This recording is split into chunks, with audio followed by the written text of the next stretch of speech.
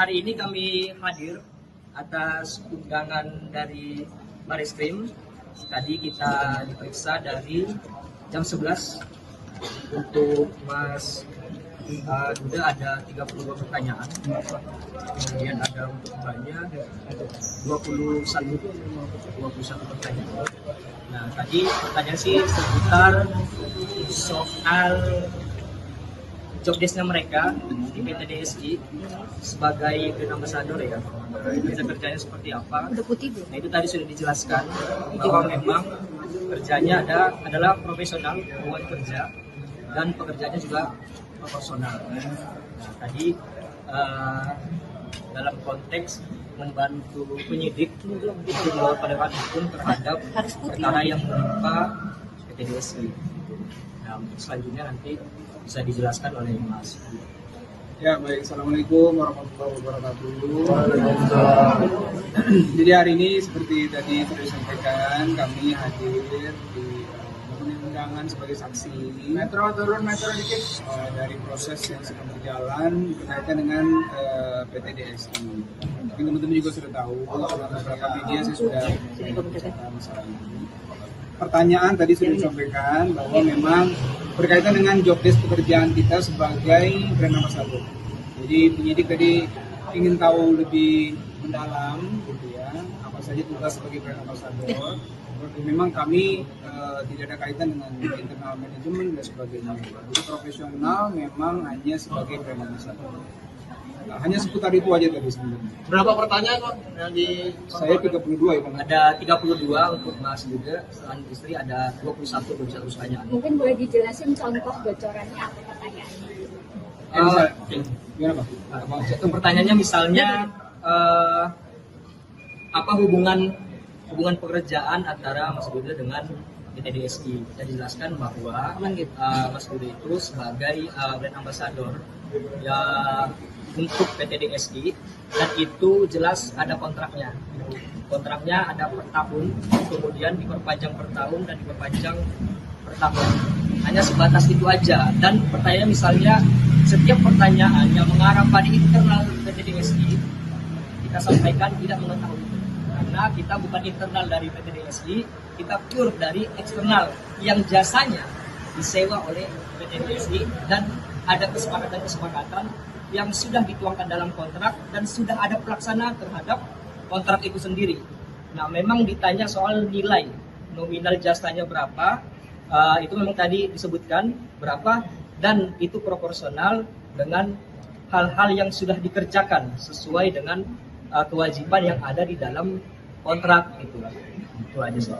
Berapa lama? Katanya kontraknya itu 2022 sampai 2025 ya. Ya. Nah, kenapa 2026 ada dipanggil itu? Apakah ada alasan itu? Baik, di 2026 itu memang ada kesepakatan antara kita dengan DSI itu sampai di Agustus 2025 ya, 2025 Agustus. Jadi kesepakatannya sudah tadi kita sampaikan semua ke tim Bareskrim. Mungkin langkah selanjutnya akan ada panggilan lagi atau tidak? Kalau itu silakan tanya ke penyidik. Mungkin sebelum akhir dari sesi tadi mungkin ada pesan-pesan dari Anda. Pesan yang disampaikan soal prinsip kehati-hatian dari Mas Duda hingga akhirnya mengambil atau membuat kerjasama dengan PT DSI. Antara lain adalah pertama, PT DSI itu kan sudah ada izin dan pengawasan dari OJK.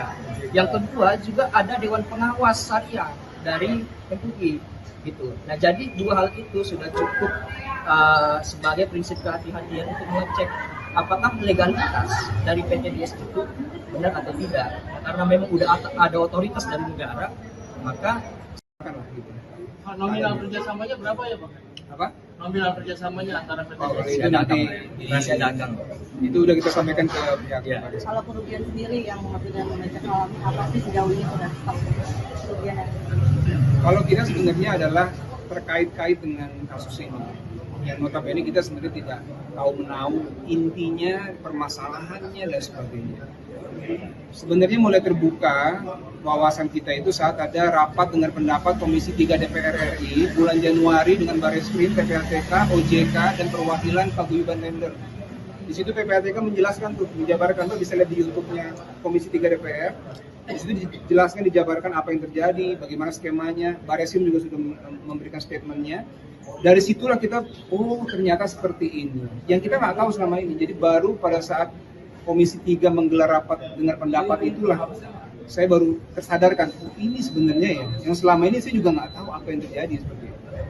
Kalau ada pesan nggak sih dari para paguyuban tender ini terkait pemeriksaan hari ini? Bisa ada pesan apa? Kalau pemeriksaan hari ini enggak, tapi memang kita kan saling terus memberikan dukungan lah. Terutama saya pribadi memberikan support paling tidak di media sosial gitu ya. Karena memang dari akhir tahun kemarin kita sudah bersama-sama untuk bisa menyuarakan keadaan mereka.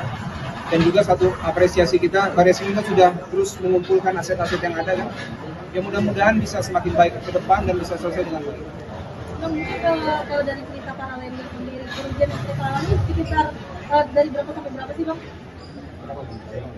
Kalau soal kerugian silakan dikonfirmasi ke mereka karena bukan kapasitas kita lagi soal itu lagi. Takutnya kan ada kekeliruan dalam memberikan keterangan. Aduh, dari Ica sempat ada kerjaan yang cancel nggak sih karena mungkin masalah ini? Kalau sejauh ini sih alhamdulillah aman ya, dan semua bisa memahami dengan baik. Dan dari apa yang kami sampaikan, teman-teman atau lingkungan dan sebagainya, insya Allah sih selama ini bisa memahami lah kondisinya.